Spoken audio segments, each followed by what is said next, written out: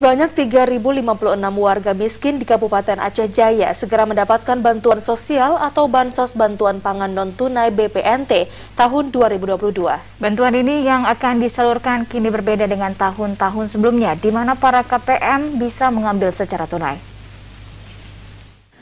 Untuk mempercepat penyaluran Bansos periode 2000 Januari hingga Maret tahun 2022, maka penyaluran Bansos program Sembako BPNT dilaksanakan Februari 2022 yang disalurkan melalui PT Pos Indonesia dalam bentuk tunai.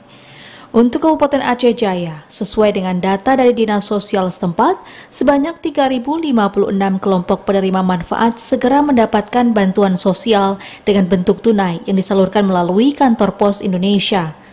Di Kabupaten Aceh Jaya sendiri, penyaluran BPNT tahun 2022 disalurkan pada 4 kantor pos, yakni Kantor Pos Jaya, Kantor Pos Sampoinit, Kantor Pos Calang, dan Kantor Pos Tenom, dengan penyaluran yang dimulai besok hari. Kadis Sosial Aceh Jaya, Safrizal menjelaskan, penyaluran bantuan pangan non-tunai tahun 2022 berbeda dengan tahun 2021, di mana sebelumnya para penerima bantuan sosial diberikan melalui bank dalam bentuk bahan sembako.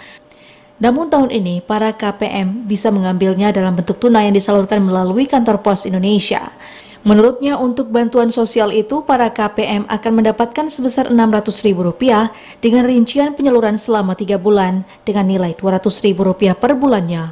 Menyangkut penyaluran bantuan pangan non-tunai tahun 2022 sesuai dengan instruksi Presiden untuk dilakukan percepatan melalui Kementerian Sosial, insya Allah untuk Kabupaten Aceh Jaya kita sudah mendapat konfirmasi jumlah penerima dari BPNT tahun 2022 sebanyak 3.056 KPM yang tersebar di 9 kecamatan, dan KPM penerima tersebut nanti proses pembayarannya sesuai dengan mekanisme yang telah ditunjuk kepada PT Pos Indonesia sebagai penyalur dari BPNT tahun 2022 ini.